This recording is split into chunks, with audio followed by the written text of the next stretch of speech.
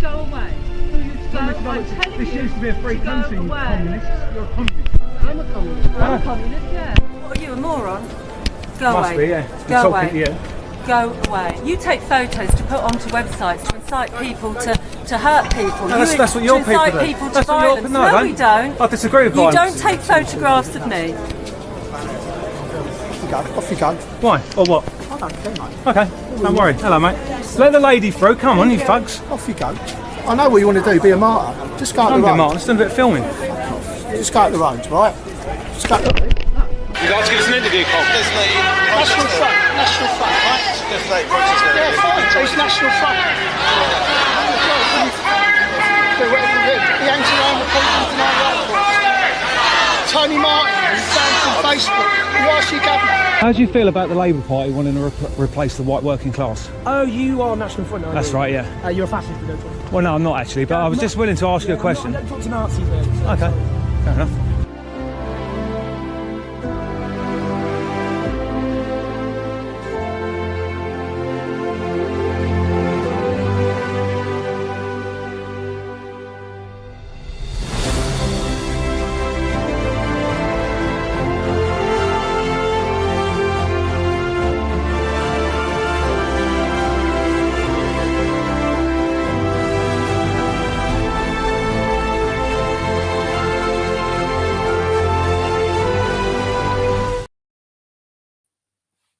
Hello everyone.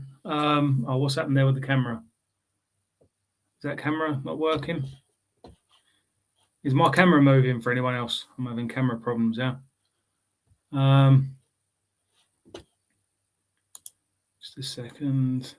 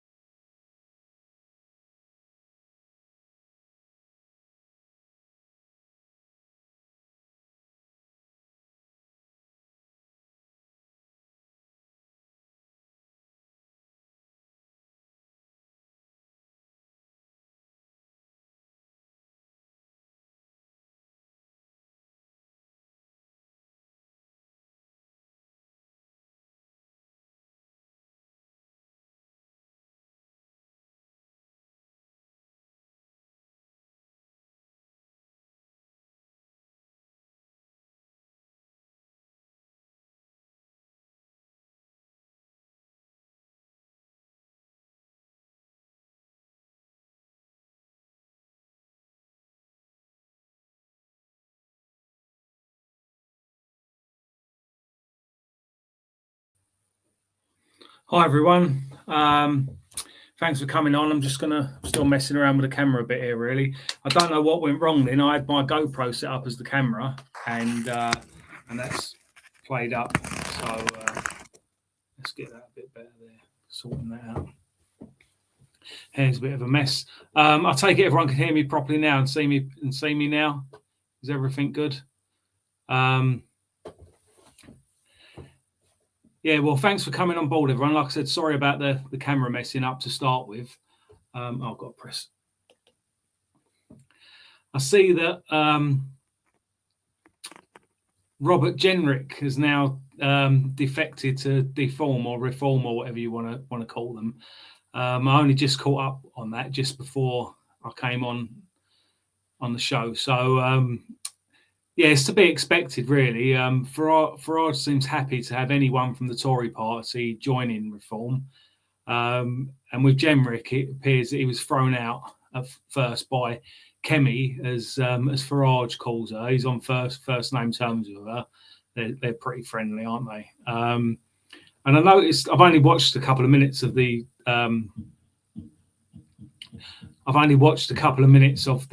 press conference that Farage and Jenrick gave. In fact, Jenrick wasn't even on when I finished watching what I was watching. And Farage said that they've got until... That's probably my next point. Anyway, Blair and Polanski will be there next. Well, that's it exactly, because Farage has said that they've got until the 7th of May. That's the deadline for anyone in Parliament. I don't know if you can hear the noise in the background, but I'm obviously out in Belfast. and I'm out in Belfast, and there's actually a band playing outside my house now. So that's actually a live band. If anyone can hear that, I'm not sure if you can hear that with this angle the mic's at. But yeah, Farage has said that they've got until the 7th of May to join Reform, and after that it's too late. I find that hard to believe. By the 7th of May, we could have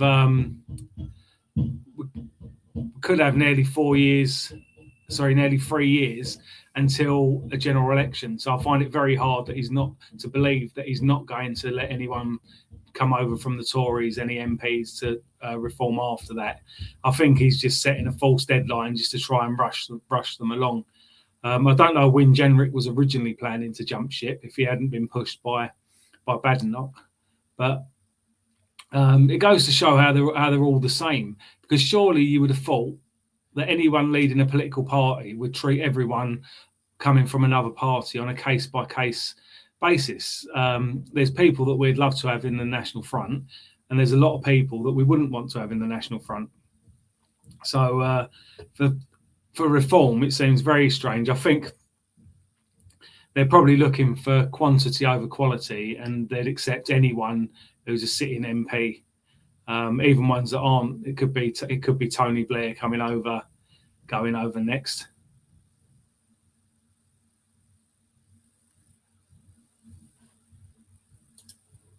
Yeah, on the international stage, what do you think regarding Trump claims he's grabbing Greenland, as Russia will if he doesn't? I don't know whether he'll actually do it or not. I think with Trump, he's very brash. He likes to make all these brash threats and then just to give everyone else a G up. I can't see him doing it, but I can't see Russia doing it as well. Russia's had heavy casualties in Ukraine, and they're just messing around with this. I've got this other camera here, so I have to.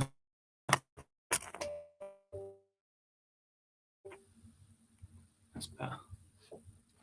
Yeah, Russia's had heavy casualties in Ukraine, and I can't imagine them wanting to get into another war as well. And also, I know the world's getting smaller with modern technology and modern transport and modern militaries and things like that. But still, when it comes to fighting an actual war, there's a massive difference between Russia fighting one on their doorstep and fighting one sort of halfway between America and their doorstep. So I can't imagine Russia having the capabilities. If both America and if America waited for Russia to attack first and then took Greenland, they could take it a lot faster than Russia. They've got a much bigger navy with more capabilities there. Also, it's a lot closer to America than Ukraine is. So they'd be able to, their air force would have a much higher impact than it would do doing anything in Ukraine. So I think it's a poor excuse. If he does take Greenland, he's out of order. It's a poor excuse to use Russia because, like I said, Russia's taken a lot of casualties anyway, and it's a bit further to reach than it is than Ukraine. Also, it's hard for. Well, I suppose Trump can't really justify it, but it's harder for Putin to justify attacking Greenland compared to Ukraine, when there was obviously Russian people were being attacked in Ukraine. So with Ukraine, it was a bit similar to the start of World War II, where Germans were getting attacked by Poles and persecuted.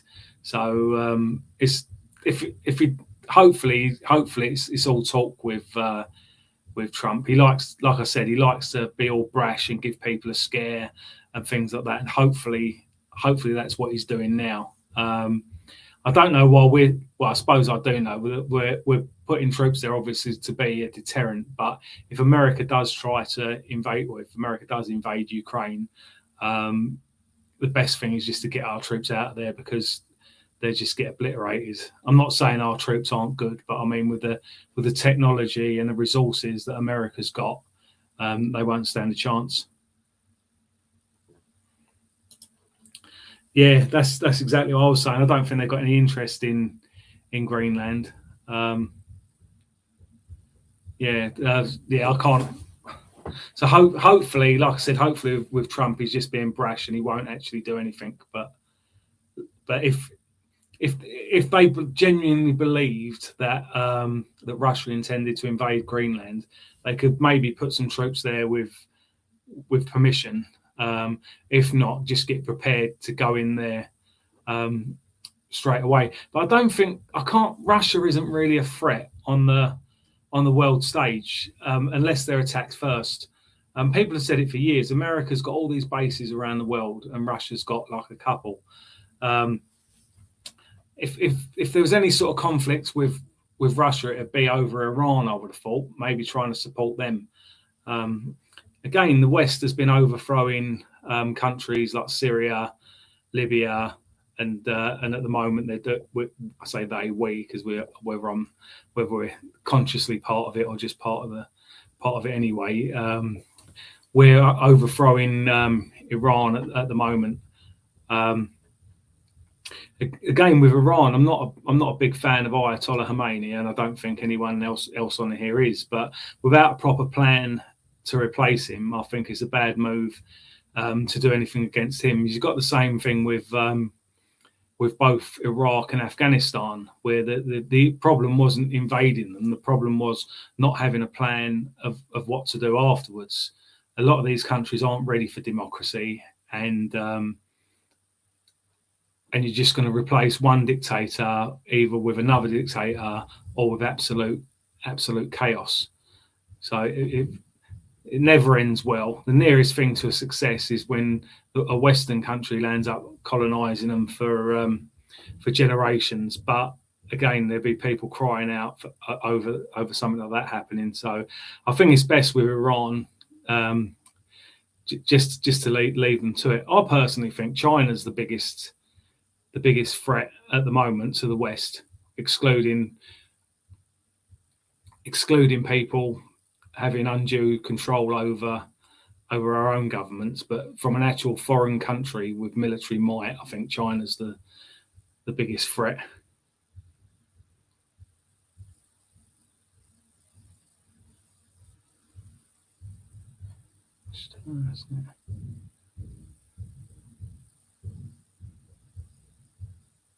Just having a look on a few other comments.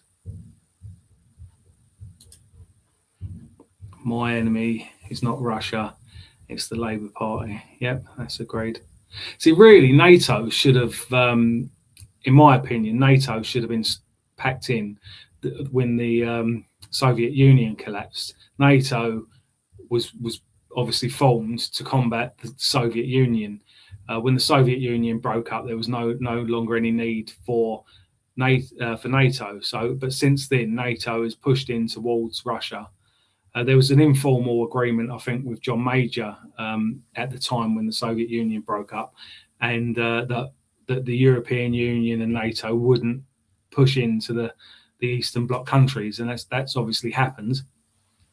When they first started doing it, Russia wasn't in any situation to do anything about it, and obviously Russia's got stronger. Yeah, I definitely haven't got a problem with the Russians. Obviously, when they were the Soviet Union, I did have being communists and that.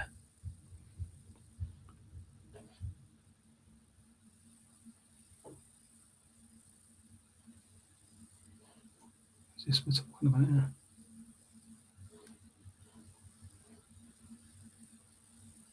Oh, that's it. I missed the original comment. I saw a few people responding to it, and I didn't actually see this one.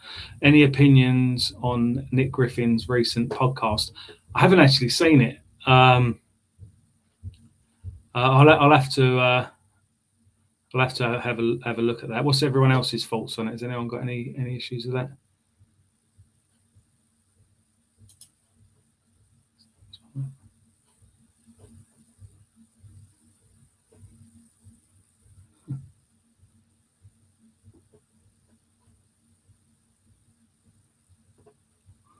Okay. I was going to speak a little bit about Sadiq Khan and London and the supposed fall in violent crime, which obviously at face value is a good thing. You don't want to be seeing people getting murdered, but I think it's the way it's come about, because although violent crime has fallen, things like shoplifting have gone up dramatically. It's gone up 54% in 2 years, and obviously shoplifting isn't as bad as murder and violent crime. But I think the problem is that's how people are making money. So rather than ending the problem of violent crime, it's a bit like kicking the can further down the road, and not sort of paying off the criminals. Where years ago, in order to make money, I say years ago, only recently, criminals would have been using violent crime to make money, i.e. robbing people and things like that.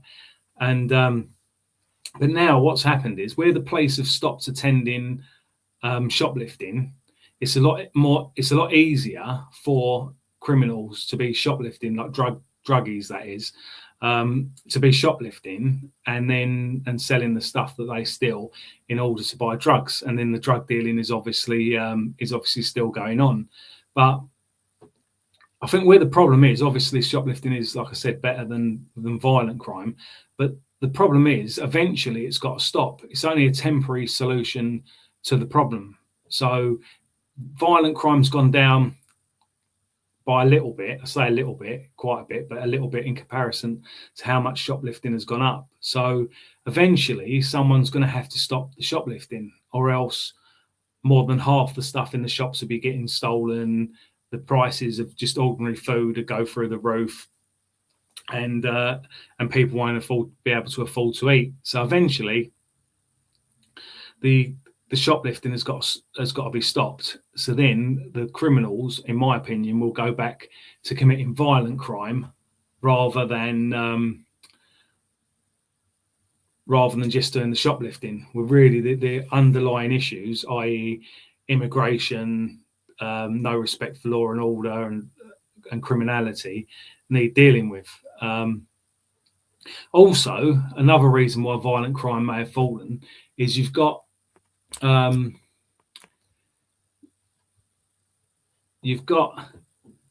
there's a comment here, isn't there? Shoplifting can often lead to violence.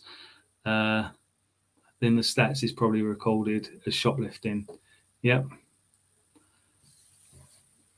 But like I said, they will go back. Eventually, they need to be stopped, or else people won't afford to be able to eat, because all the prices in the shops will go through the roof, or the shops will start shutting down, and you won't be able to find shops to buy anything in London. Yep, it's time to join the front. Yep, that's it. Yeah, also, like when I was 18 or 19, we used to go out to pubs and clubs in Croydon, and which Croydon's obviously part of London, and the nightlife was really thriving. It was a brilliant place to go out, and it was absolutely packed. There'd be like loads of people out having fun, and quite often there would be some violence. A fight break out. It wasn't so much gang stuff. It was more just like groups of lads a bit beard up, sort of fighting each other, which obviously isn't a good thing. But if you look at how the nighttime scene in Croydon has deteriorated over the past 30 years, and how the violent crime is still reasonably high, and the same as a lot of areas where there would have been a lot of mugging years ago. Decent people don't go out in them areas at night. Decent people still live in those areas, but they'll either be indoors before it gets dark, or they'll be getting cabs to and fro where they're going. So again, it's like paying off. It's paying off crime. People are paying, rather than getting mugged by one lot of immigrants, people are paying another lot of immigrants to give them cab rides, and it's unsustainable. So, like I said, it's a good thing that violent crime has fallen, if it has, and because you don't know as well, because with things like honour killings, it can be so hard to prove. It's one thing if there's a dead body lying in the middle of the street that's obviously been murdered, but then when you're talking about honour killings and other things like that, people can just get disappeared. So you don't necessarily know that the murder rate is as low as they're making out, because obviously, like I said, if there's a body in the middle of the street, the police have got to treat it as a murder, or usually got to treat it as a murder. Sometimes they can call it manslaughter or an accident or something like that. Like the guy, what was his name? I feel bad now forgetting his name. The guy that got killed by, most probably by someone associated with Pete Doherty, and they were all there, and the police just treated them like celebrities and didn't even properly investigate it. It was probably a red anyway. I'm trying to remember. Can anyone remember his name? I was shouting it at Hope Not Hate outside the Islington Assembly Hall. That'll come to me later, but things like that can often get treated as accidents. If someone's got pushed off something, it can look a lot like they've fallen and stuff like that. But like I said, it's a good thing if violent crime has fallen, but I'm suspicious of how much it's fallen by and whether it's only a temporary fix or whether it's similar to with Northern Ireland. The paramilitaries have been paid off, and the violence has stopped, but it's only a temporary fix. It's not, the problems haven't gone away. They're just, you can either keep throwing money at it forever, or you've got to expect it to come back. The kid was pushed, Mark something, yeah. Oh, what was his name? Mark Blanco, that was it. Yeah, thanks, John, for that. Yeah, it was Mark Blanco was the guy who was almost definitely pushed off the roof. The police told the mother that there was no CCTV, and then she quickly found it herself. And the caretaker of the estate, or whatever it was, said that the police hadn't even asked him for CCTV. They apologised to Pete Doherty for disturbing him when obviously he's a suspect in a murder. Well, he should have been a suspect in a murder investigation.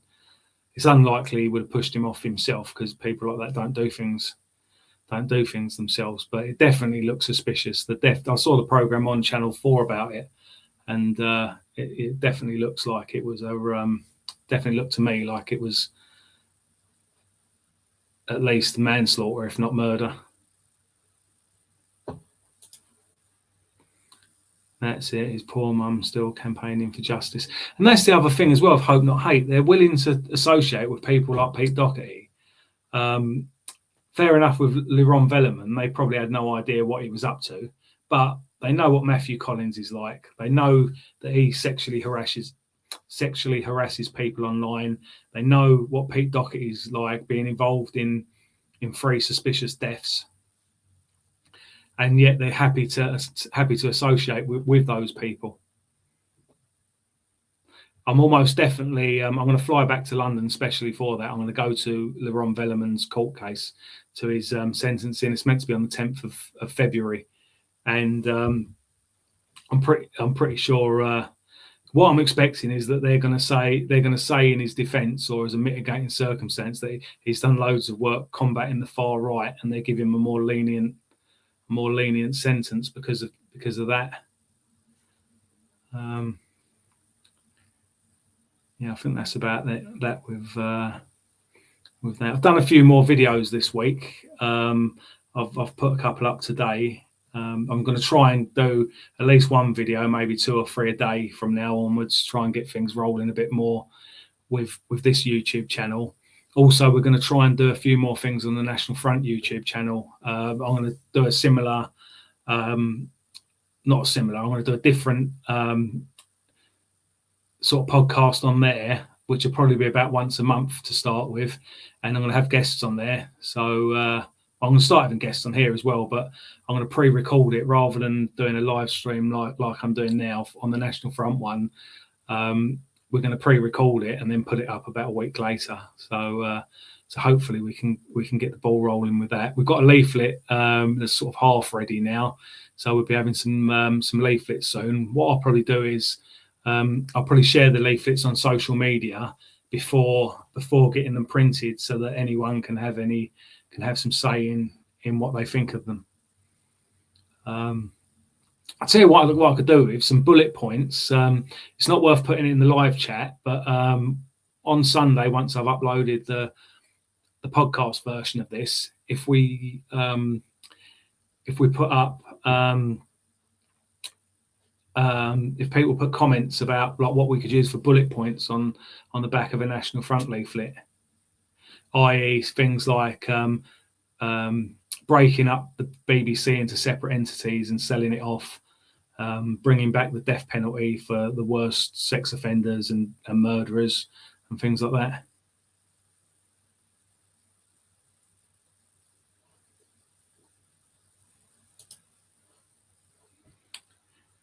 Talking about disappeared, it's an absolute disgrace. Jerry Adams claiming he was never IRA. All these interviews have come out now. Brendan Hughes, one of the Price sisters. Yeah, I think because my missus Shaz is into all the old IRA stuff and that, and she had me watching the one with the Price sisters. Yeah. I'm not sure where he stands legally, because I think people that have actually been convicted of crimes were sort of pardoned under the Good Friday Agreement. But I think people that have always maintained their innocence, I believe they're still they could still get done for it. So he probably does have to be careful. What he says.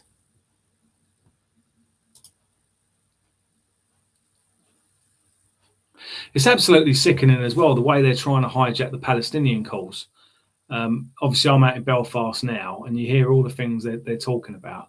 I think someone the other day or the other week compared the destruction of Gaza to the destruction of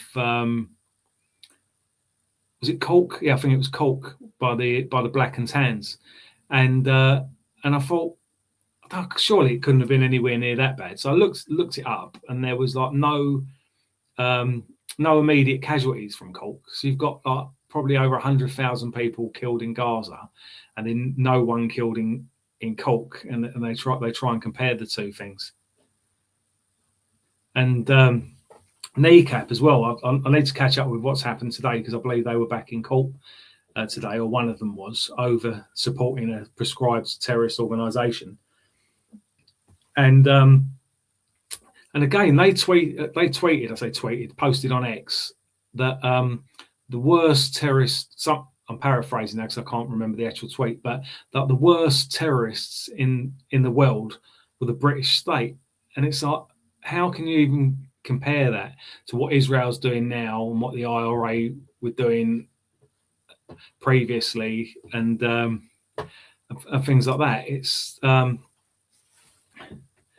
just non-comparable. If you look at the troubles in Northern Ireland, all the people killed by the British security forces, whether they were actual terrorists, whether it was an accident or mistaken identity or anything like that, it's less than half of what the Irish Republicans murdered.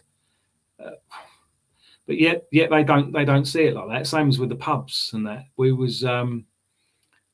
When pubs were getting blown up, and in other pubs there were collections for the IRA and things like that, and then some pubs wouldn't let the Irish in, and they see that as worse than either blowing them up or raising funds in them.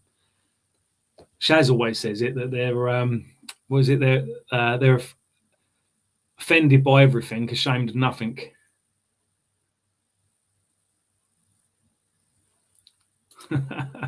You can book me, Tony. See my agent. All right.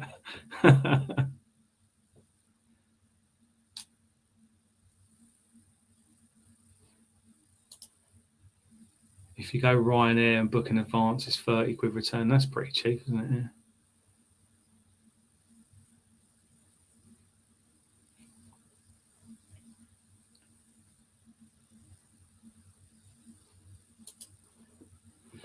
Yeah, those kneecap clowns say that the Irish understand what's happening in Palestine. Yeah, yeah, it's an absolute joke, and I don't know for definite. I'm pretty sure they're just making money out of it. It's just an angle. They've got the victimhood angle, and they play on that, and they're fighting oppression and all that sort of stuff. And if they come across any real oppression, they'd run a mile. Obviously, with Israel, that is oppression, but they're not actually out there. They're over here complaining about it. I saw a march through Belfast not so long ago, and like virtually everyone was white, and the ones who weren't white didn't look Palestinian. They were more sort of black or whatever. Yeah.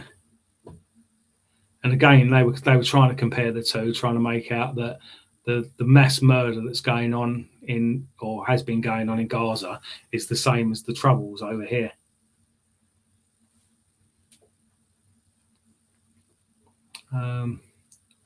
That's about it on there. Don't know if Shaz is watching the other side. I made the mistake of telling her that that the new Star Trek's out today, so she's probably watching Star Trek instead of watching me. So comment if you're on here, Shaz. Yeah. That's been slated, Star Trek. Obviously, it's always been lefty, and they've always pushed agendas and things like that.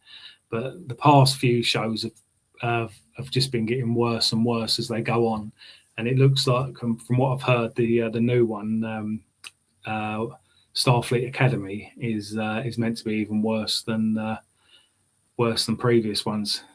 So at least when they did it back in the 60s and in the 80s and 90s, it was just a bit of a lefty message with it. But now it seems to be just almost entirely a lefty message. Definitely watching Star Trek. Yeah, I haven't heard from her yet, so she's watching Star Trek.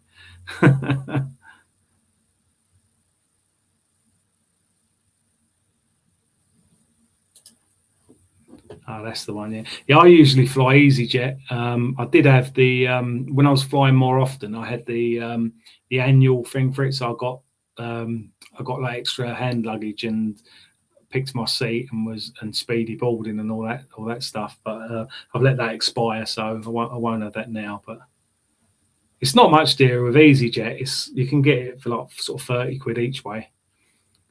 And that goes from Belfast City to London Gatwick. So Gatwick's the closest to my parents, and Belfast City is the closest to me. It's life, Jim, but not as we know it. The other thing I used to like as well, though it was trying to push a lefty message, I don't know if people would slip things in there and it got past the producers or editors or whoever was doing it, or whether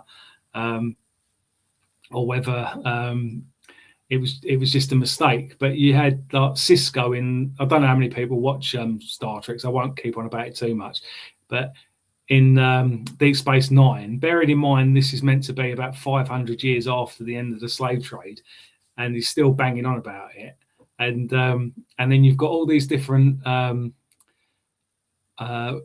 aliens, and they've all got different, although they're meant to be treated equal, they've all got different characteristics, and it's like you've got the racial stereotypes, but instead of being like black and white, they're like human and Klingon and things like that. Only Star Trek I ever watched was the one with Kirk and Spock, which exactly was the best one as well, because, and also as well as the lefty sort of thing, which was in that, but not as much. They weren't so reliant on special effects.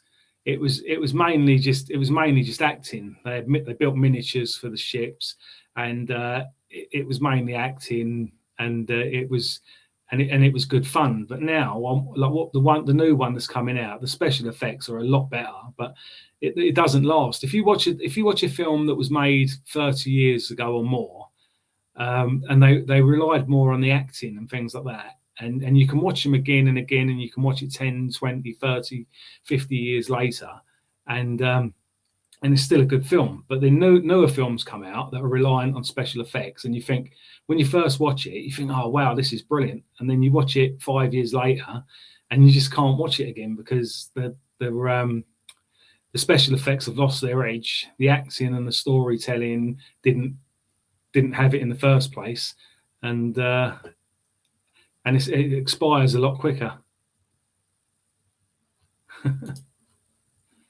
Aliens have protected characters. They actually do. That's the funny thing with it. Yeah.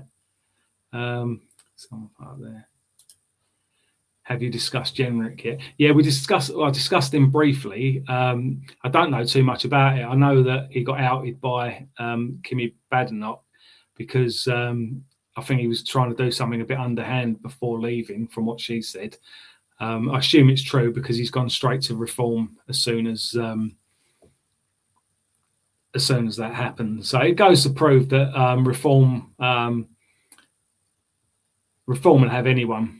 Farage has given a deadline of the 7th of May for anyone in Parliament who wants to jump ship, but I can't see that. I can't see him going another 3 years after that almost. Well, no, in fact, he can go slightly more than 3 years after, going another 3 years and not letting people join. I think if anyone wants to join right up to the close of nominations, who's already an MP, would be allowed.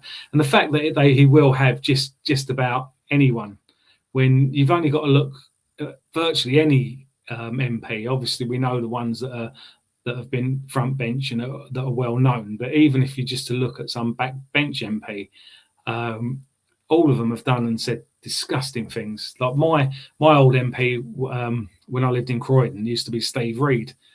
Again, I contacted him when the last NF website got shut down because I was running it. It was actually registered to my house in Fulton Heath, which is part of his constituency at the time.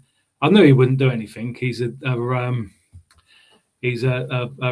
militant homosexual, part of the right of the Labour Party, and it was the Labour Party with Yvette Cooper that got this. I'm pretty sure it was that got the site shut down in the first place. So I knew there was no chance of him helping me. But I like to write to people. I say email people. Just to cover my bases, just to say, look, I've emailed you and you refused to help. But he's been in the news quite a bit lately. I've done a video earlier today where he was talking about the school team, the MP that wasn't down in Bristol that got uninvited to talk at a school because of his support for the Israeli government. And it's all been twisted by Steve Reed, a Tory MP, and now Keir Starmer, that he got uninvited because he was Jewish. And and what a joke. I think it's obviously lefties that did it, the NEU union, and things like that. But it's obvious that it's not because he's Jewish, it's because he's a supporter of the Israeli government, of war criminals. Was he in the photograph? I'm not sure if he was in the photograph. He might have been. But members of the Labour Party have been photographed with the Prime Minister of Israel, who's wanted for war crimes. So,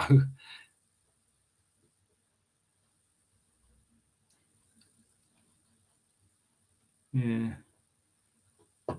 So anyway, with Jenrick, we'll find out more about what's happening with him over the next few days. And it also seems strange if Kimi Badenoch's come up, found out something that's going on, what they might be doing is like similar to what the Labour Party did when they stabbed Corbyn in the back, where they were sort of resigning from the cabinet one a day to make a new headline each day. So perhaps Reform and Farage have got several Conservative MPs lined up, so that rather than just saying that we've got 6 or 7 MPs defect in one go, they're gonna string it out so that they're getting headlines every week for a defection. That could be the plan. The plan at the moment.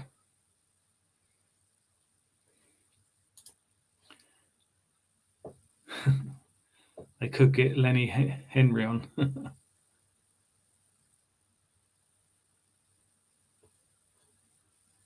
Let's go through these comments. Yeah, I mentioned that earlier as well about Will Trump. I don't think he will invade Greenland. It's a massive cock up if he does.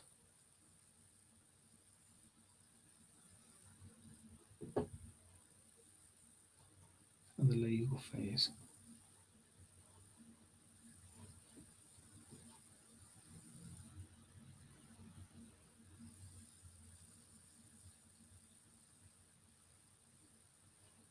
Is that one? I heard today that it's much more expensive in the USA to give the death penalty versus incarceration for life. I prefer the sentence rather than execution to be a tiny cell and bread and water. I can't see that. I suppose it's the amount of sort of paperwork and that they have to go through to do the death penalty. Because also when they do it, from what I've seen, many of them it takes about 20 years to get round to doing it. So perhaps that's why, because they've still got all the cost of incarcerating them, and also when someone's on death row, there's no incentive for good behaviour. So I think they're probably a lot more dangerous than they would be if they was just doing a life sentence. I suppose that's the only reason I could think of to explain that.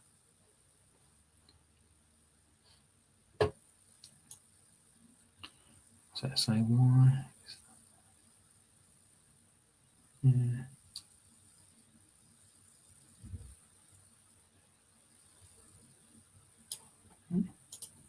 Hello, mate. Let's get down there. What else we got?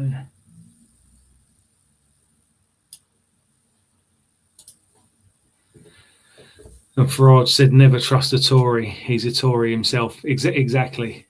It's all about rebranding. It's just to make out that they're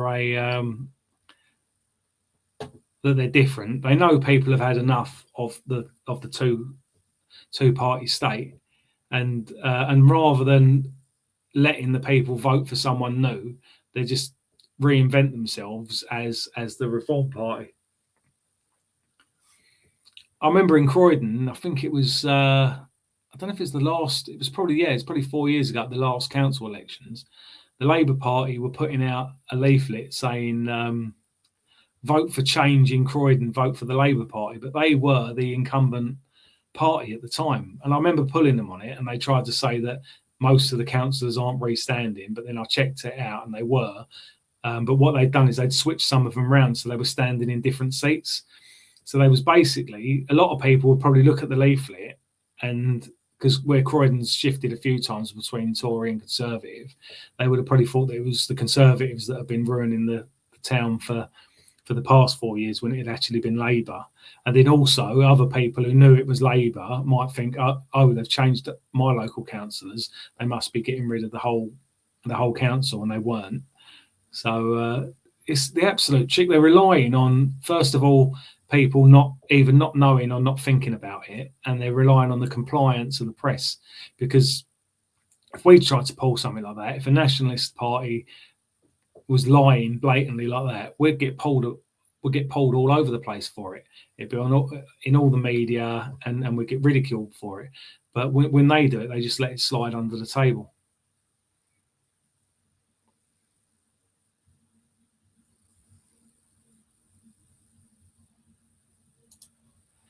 Don't like Farage, but it has to be his party, no more Tory or Labour. But the thing is that they are Tories. They're happy to have anyone from the Conservatives with them. Farage has said that his greatest achievement was destroying the BNP. Obviously, it's debatable how much he was responsible for destroying the BNP. He certainly had some part in it, and the fact that he's proud of it says enough. Even if it was nothing to do with him, the fact that he thinks that was a good thing. I don't think he really believes in democracy. He'd talk about it at the moment because it suits him, because it's the Conservatives and Labour that are cancelling council elections. It suits him to support democracy at the moment, but I don't think he believes in it, or else he wouldn't have done his underhand work against the BNP.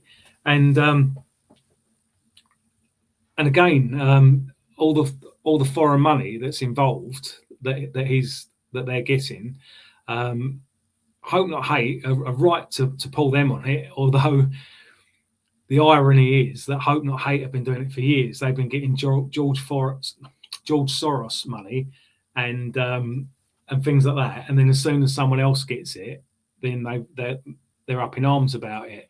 But the fact is, it's wrong in both instances. It's wrong when Hope Not Hate do it. It's wrong when the Labour Party or the Conservatives do it, and it's wrong when Reform do it. I think as well we've suffered a lot over the years where our ruling elites have had too closer ties with America and have got us involved, and Israel as well, and have got us involved in wars and various things like that are more to the benefit of them than they are to us, or completely aren't to the benefit of us. And I think Farage, again, they call him a puppet of America, and I personally believe that is true.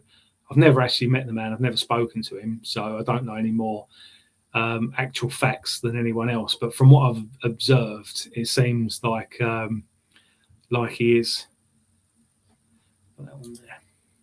Gavin Barwell was your MP too, right? I remember your confrontation with him, pencil neck. He actually wasn't.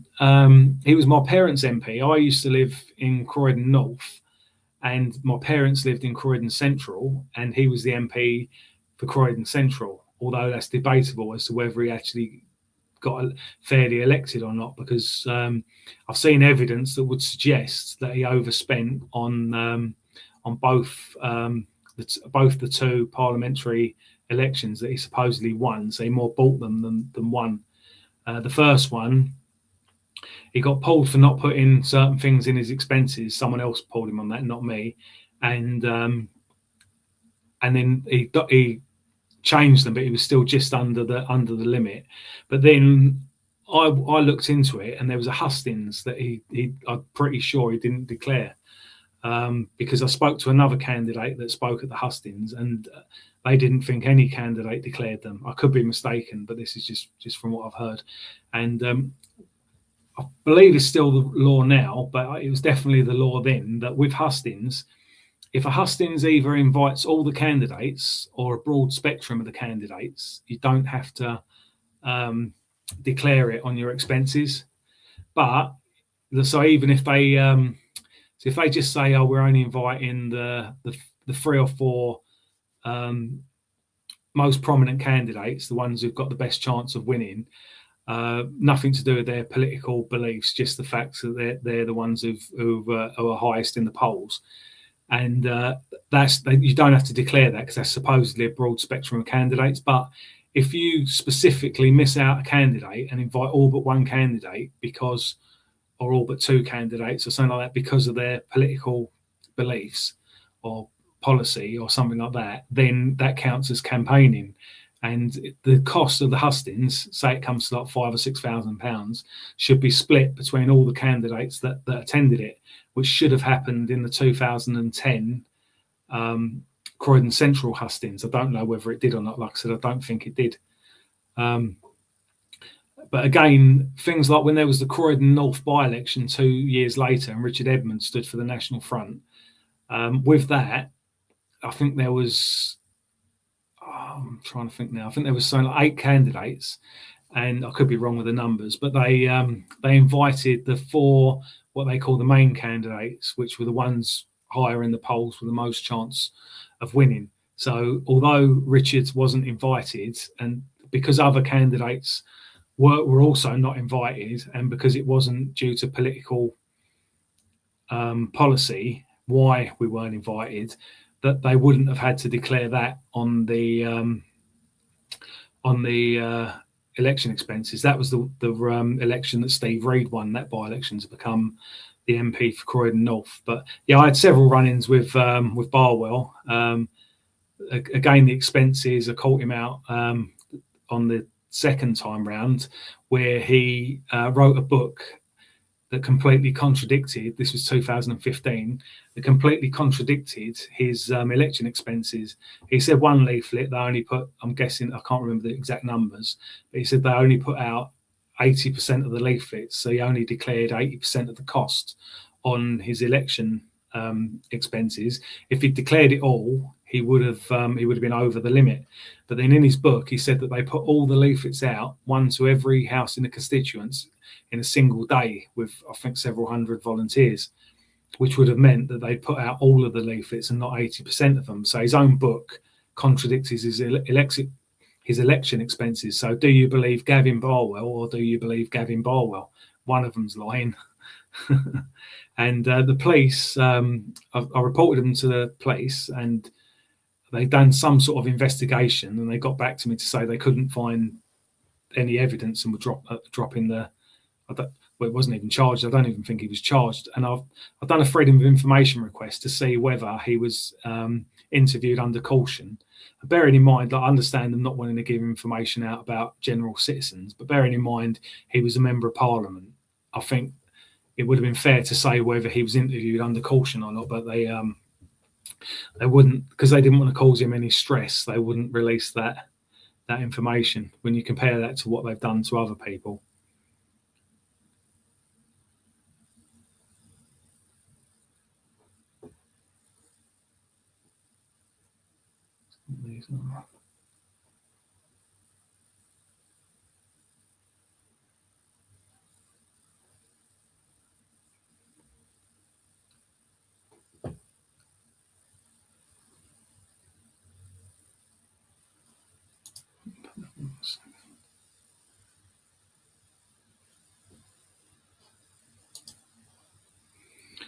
Fraudster Farage supports regime change and instability in Iran to please his Zio masters, which would bring another wave of Iranian immigrants to Britain. Yep, that's it. Exactly.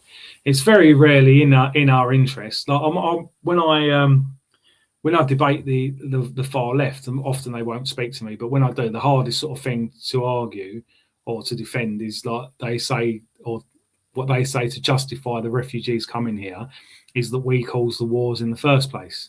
We being our rulers rather than the actual British people, but we're the ones that suffer from it. So I believe we're right to refuse refugees, but in the same stance, we shouldn't be causing the wars.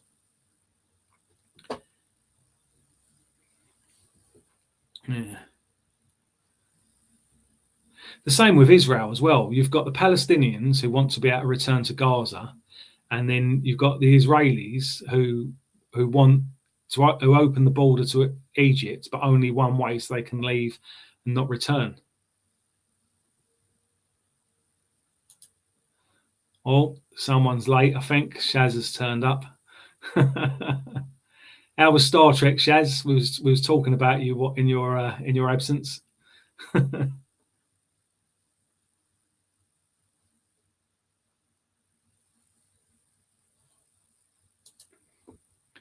America needs rare earth minerals. I was seeing it was more of a scientific program, but they reckon there's like a dry lake in America that's got loads of rare earth minerals. So, but again, you can get things like that by trading. You don't need to be invading places. China has a monopoly. Yep.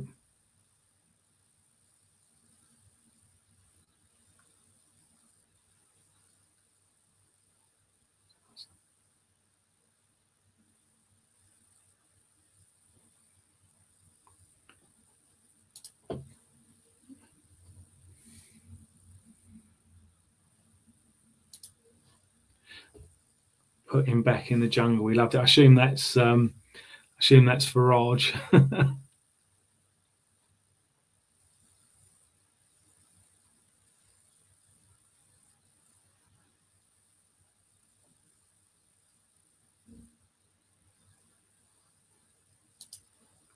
Only the mob guys or organised crime have their own legal teams usually, and Joe Massino was last looking at death penalty, first boss to flip. Yeah.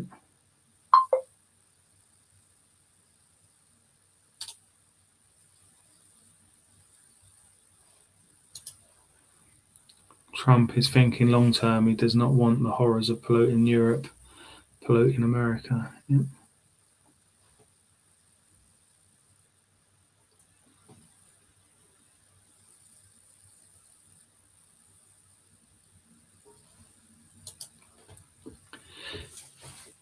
if Reform or Advance do win the general election, they really need to fix the civil service immediately.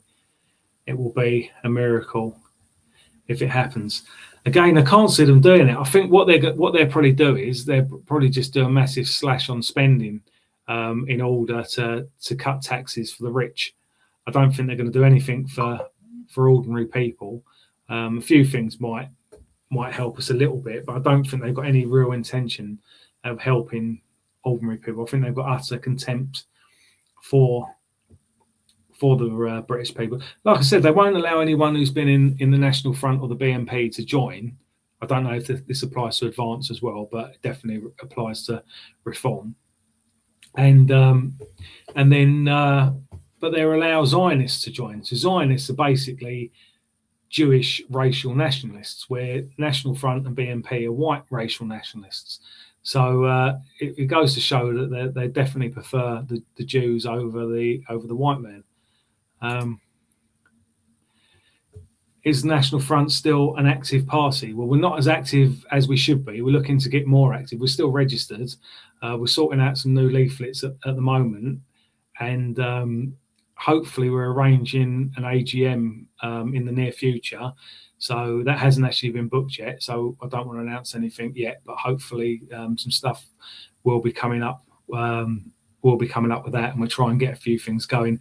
The only problem is at the moment is because Reform are doing so well in the polls, and so many people, in my opinion, wrongly see them as our best chance. It's very difficult to get anything going politically at the moment, because anyone standing in any elections will almost certainly be standing against Reform, and Reform will be stealing all the votes. Like I said, I don't believe they.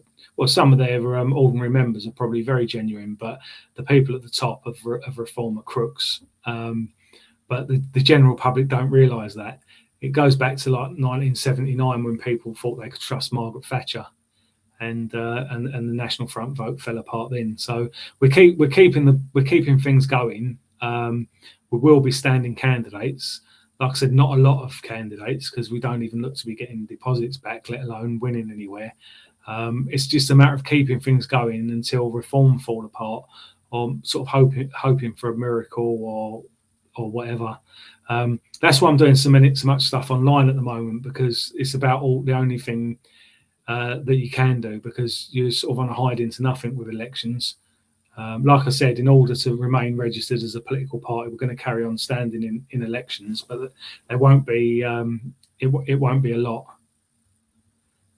So when the National Front were looking to do well in the 70s, there was no one else really around. When the BNP were doing reasonably well, there was no one else really around. But the whole people think they're being rebellious and pushing back against the system by voting for Reform, but they're obviously not.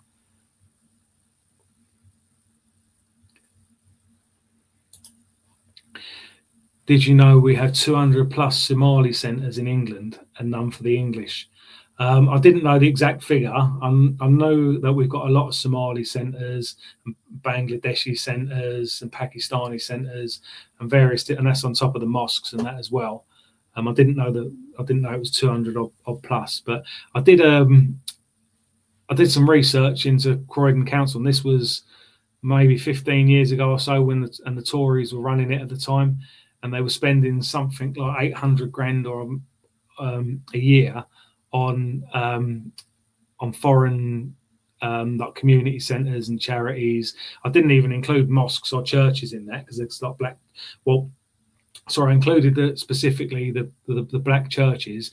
I didn't include the mosques because technically they weren't on racial grounds. But it was probably, when you look into other things that were probably missed out, it's probably over £1 million then, and that was just Croydon. So and that was just, not only was that just Croydon, that was just what Croydon Council was spending. The Metropolitan Police were spending money, the GLA were spending money, central government was spending money, private firms were investing as well. So you're probably looking at, it's probably with all these different community centres and that throughout the country, you're probably looking at over £1 billion a year. in fact, now I've started to do a bit more research as well, because now with AI, it's so much easier to do research. You can just set the AI on it, and it does. You have to keep correcting it what it's doing every once in a while, but it does most of the research for you. I've just had it write me a script. I'm doing a video over the next couple of weeks about why Hope Not Hate shouldn't be a registered charity, and various different rules that are set out for charities that they break. And I've done most of the research and got a script written for like a 15-minute video. I got it done in about an hour. It needs work on it. The script isn't just ready to go, so that's why I haven't done the video yet. But I'll have that coming out soon. But yeah, it's interesting. 200, and like you said, nothing for the English. There's nothing specifically for either English or British people. There's like all the community centres that we're allowed to use. The ethnics can use them as well. It's like we're the ones being forced to integrate. Like anywhere we go, whether it's a pub, a cafe, a community centre, they have to be allowed there. But then if they want their safe space from the white man in our country, they've got their own community centres and churches and things like that.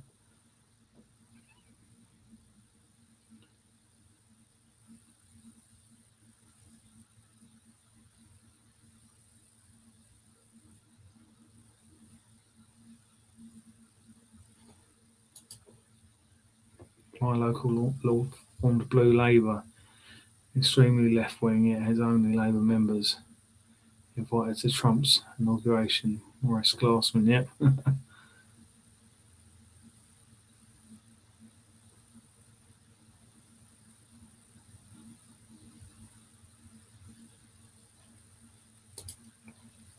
That should be interesting. Going to a local council meeting next week, the Cons and Greens have called a motion of no confidence in Labour Council. It should be a laugh, as they're all as bad. Yep.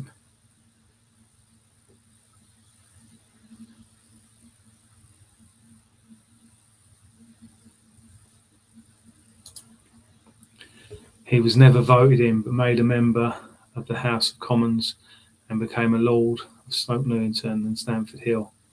Has a great relationship with both Trump and Farage, which I find odd. Yeah. That's the other thing with the House of Lords. It seems to be like a reward for failure. You look at some of the people in there. You've got Baroness Anderson, formerly Ruth Smeeth of Hope Not Hate. She's in the House of Lords. You've got Lord Barwell, who we were talking about earlier, who's formerly the MP for Croydon Central. He lost in the 2017 general election. He got made Theresa May's chief of staff, and he was the one. I believe it was him who said that no one had the whip removed for voting against Brexit. He was one of the most anti-Brexit MPs going. He's the one. He tweeted on the day of the Brexit referendum result.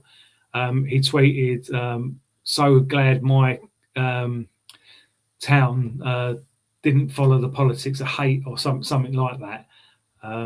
His constituency almost certainly voted Leave, but the Croydon as a whole voted Remain, mainly because you've got with Croydon, you've got the middle of it sort of more working class, or was then anyway. You've got the south, which is sort of like your stockbroker belt, which would have probably been against Brexit. And then you've got the north, which is mainly the immigrants, which would have been against Brexit. So his constituency would have most certainly voted for Brexit. But basically, he condemned the electorate on the day after the Brexit referendum for voting to leave. Shows the arrogance of the man. And then, like I said, and he tried to sabotage Brexit when he was Theresa May's chief of staff. And then when she resigned as prime minister, they get a list, don't they, to make people up to lords when they go. And she made him a lord.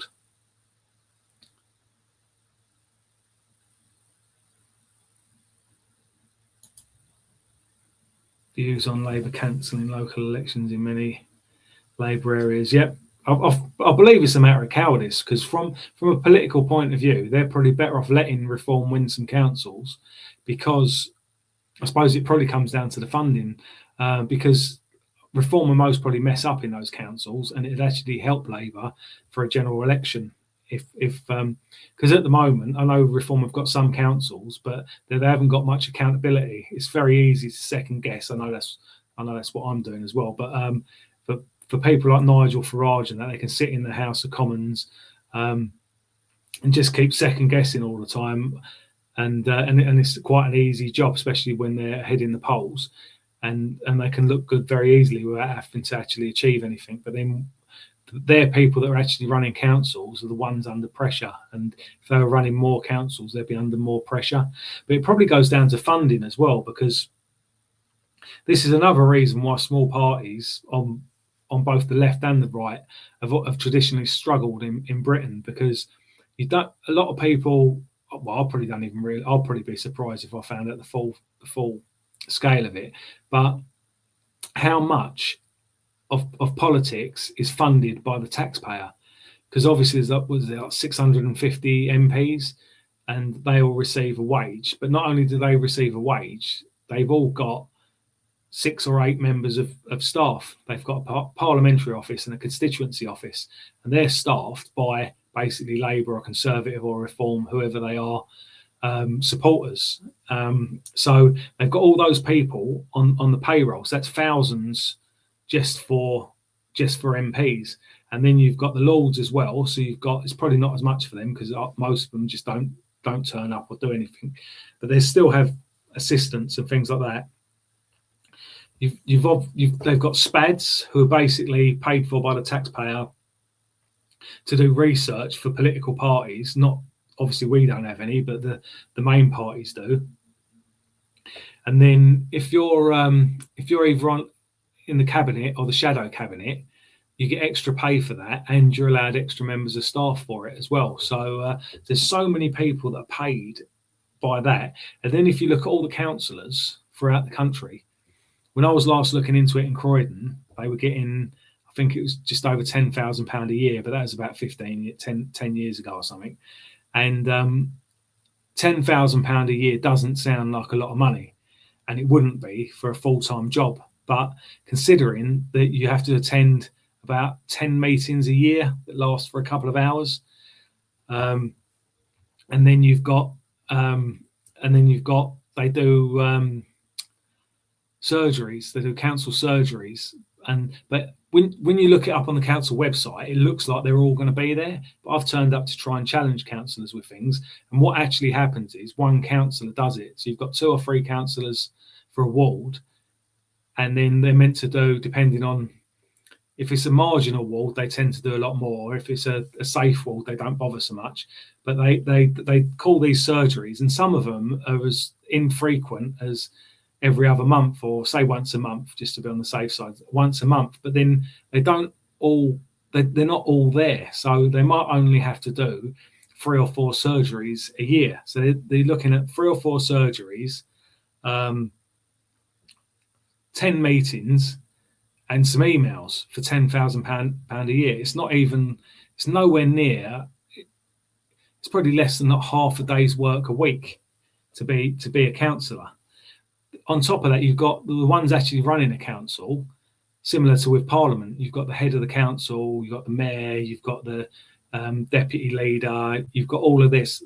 They get a wage on top of their council wages, so they're earning sort of similar money to an MP, maybe a little bit less, and things like that. And throughout the country, there's literally tens of thousands of people getting a full-time wage, and then tens of thousands of people more getting a part-time wage. And then come election time, they all just drop what they're doing. At the last general election, councils were all cancelling council elections. The official reason was that any decisions they make in a council meeting could influence the general election. But in reality, how it really works is that there's all these paid people that are now got time off. And what are they going to do with that time off? Some of them probably put their feet up, but a lot of them are out campaigning. Speaking about them putting their feet up, I've probably told this story a few times before, but was it the last general election? It's not the last general election. It was either, I think it was 2019. It might have been 2017, but I think it was 2019. Myself and John Jones popped along to a Labour Party canvassing thing because Owen Jones was going to be there to talk. So we've turned up there, took a few photos. Owen Jones was pretty boring, and they're all taking photos. And then they was meant to go off canvassing. Obviously, myself and John headed for the pub. Because this wasn't too far from where my parents live. I know a few of the pubs around there. So we went to one of the better pubs around there and we sat there, and I said to John, I said, that fella over there, he's one of the councillors. And he said, which one? I said, I'll show you. So I've gone on my phone and I've gone on Twitter on my phone to find the guy, and I found his Twitter account. And he said, out canvassing for Sarah Jones. I can't remember if he said like a good response on the doorstep or whatever it was like that. But he was in the pub. So I've replied to his tweet. I said, no, you're not. You're in the pub.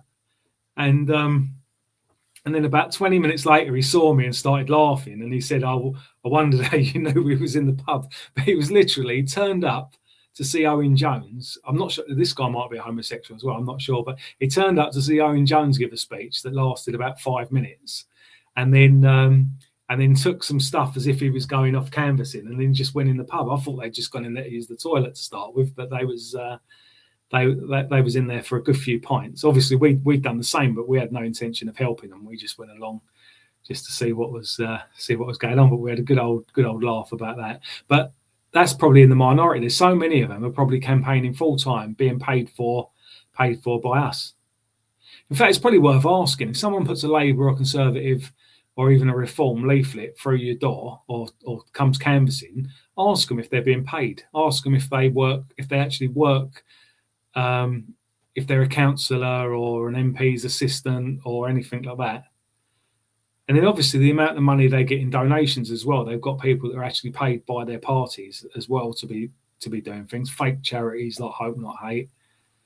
It makes it almost impossible to stand a chance in elections. Obviously we've got to keep pushing it.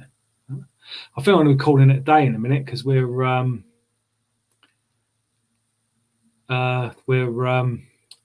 sort of gone a bit longer than normal anyway, so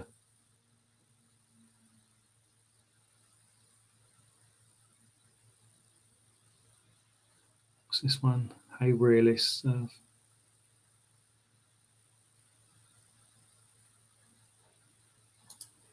What's this one? Hey Realist, Earth is flat. I've checked. Peace on the plane, brothers and sisters. I'm not really sure about that one.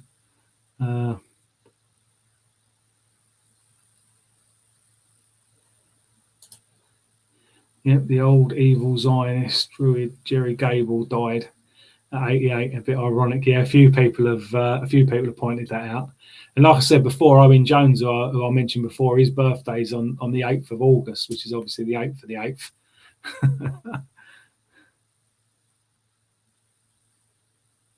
Oh, I think this is. I'm 20 minutes behind now. All right, I'm watching it after this. That's Shaz watching Star Trek.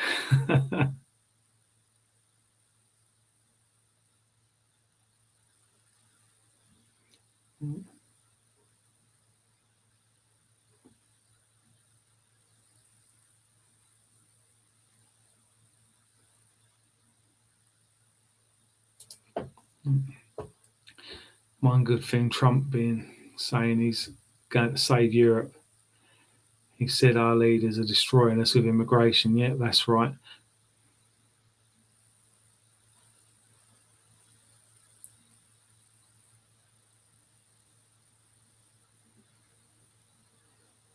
Yep.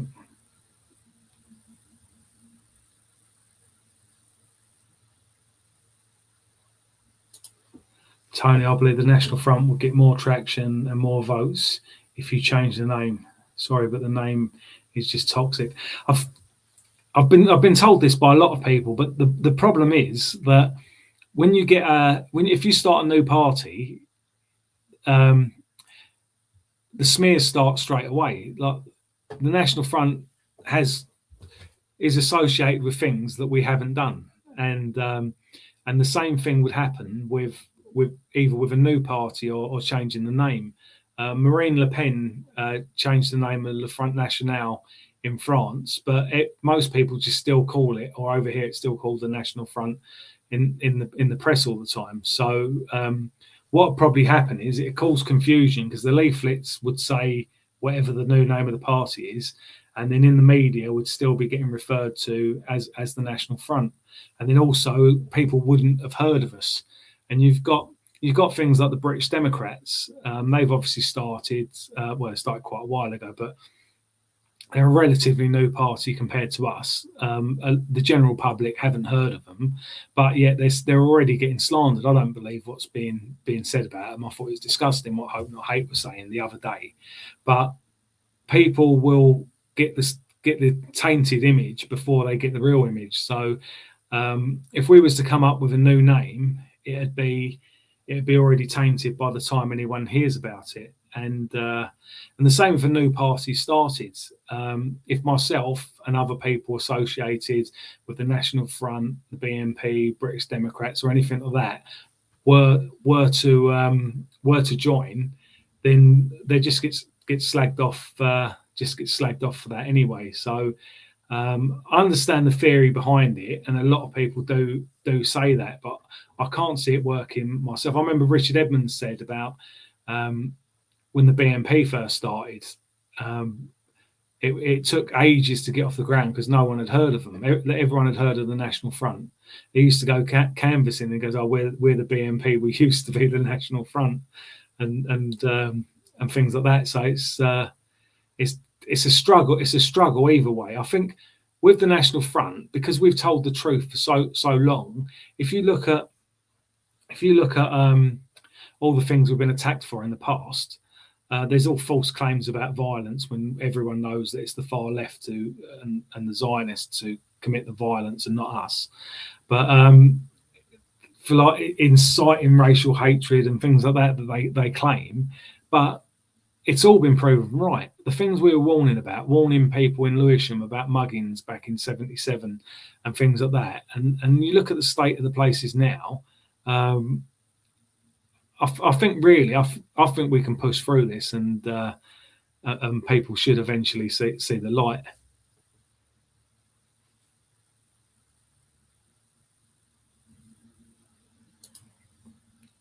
And Russia began to back Egypt and Syria, but only because America were arming Israel. Yeah.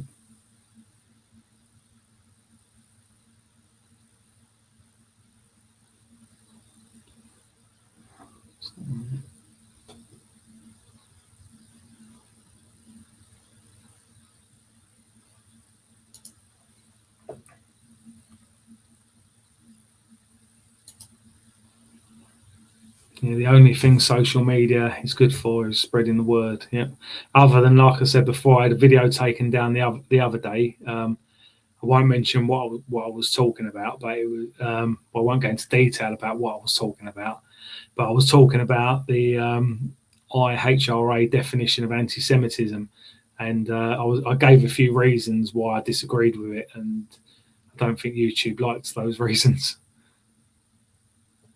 So I'll put a watered down version up, and I'm on Rumble, by the way, everyone. I've started putting some videos up there. I've put up my video that got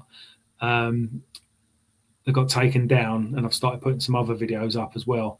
So I'll try and keep that going in case I get taken down permanently off here. So far, I've only had a warning. I'm not in too much trouble. When I had my last channel took down, what they did is someone must have gone through all my videos and reported them all at the same time. So I had like 3 strikes within a month, although some of the videos were 3 or 4 years old.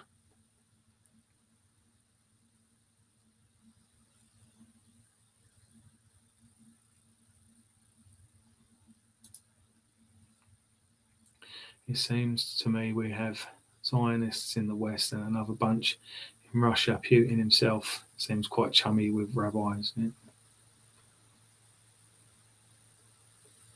I'm just going to quickly go through the rest of these comments.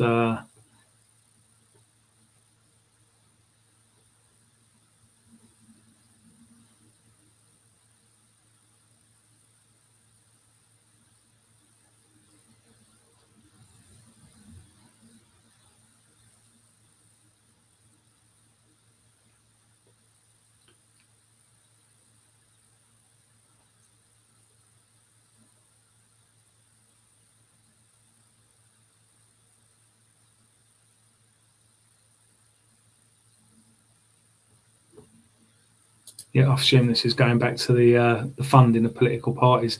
Yeah, that's what I mean. It's an uphill battle. It's like sometimes when we've fought elections, and then like a parliamentary election, you only get just over 100 votes or something, and you get ridiculed by the main political parties. But we've probably paid less per vote than whoever got elected,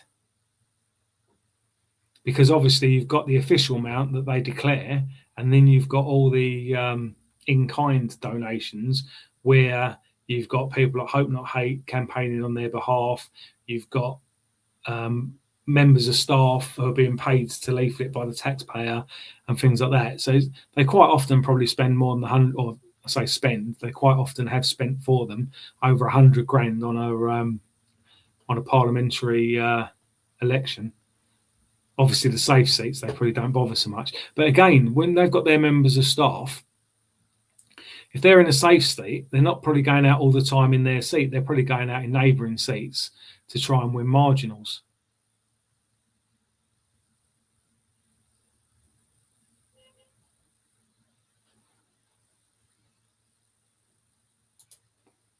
I still find it nuts. Hope Not Hate or a charity. Yeah. Well, I'm putting up a video saying about a load of the charity rules they've broken. I believe there's a few complaints been made about them at the moment. Another interesting thing as well, I've just read Nick Lowell's his new book, and at the same time where it's turned out that one of their activists was is a paedophile, or what? So one of their activists, one of their employees, is a paedophile, Ron Velleman. Lowell's was bragging that in 2010, campaigning in Barking and Dagenham, they had a couple of 15-year-olds leafleting with them who bunked off school. So it's like, hang on, surely there's some sort of safeguarding issue here, isn't there? Because children go to school. I know 15's not almost the age of leaving school, but it is still a child, and they should be, if they're on a school trip, they should be with the school and not leafleting with Hope Not Hate. So I don't know whether he sort of twisted that a bit and they were actually with a teacher, and that was their day trip to go out leafleting for Hope Not Hate, or whether they were actually that missing children at the time that were in the unofficial custody of Nick Lowell's and his dodgy group. But things like that need looking into. Obviously, that was a long time ago now. That was coming up for 16 years ago.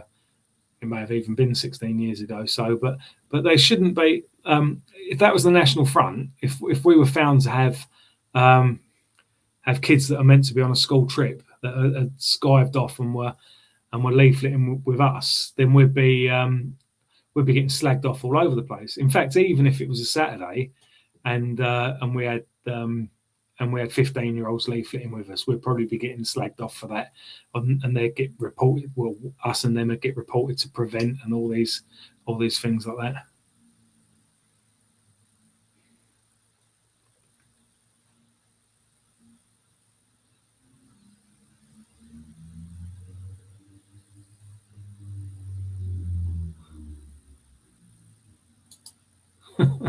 Space is fake. I've seen a few of these comments, and I assume you're just having a laugh rather than a proper debate. I do find some of them things interesting with space, and I did see a picture of the Earth and the Moon taken from about 1 million miles away by some satellite or something, by a probe, sorry, which seemed quite interesting. And I've looked at a lot of the things of the moon landings, which there's sort of strong cases for both it happening and not happening. So it's quite interesting, that stuff, but it's not really what we're talking about on here.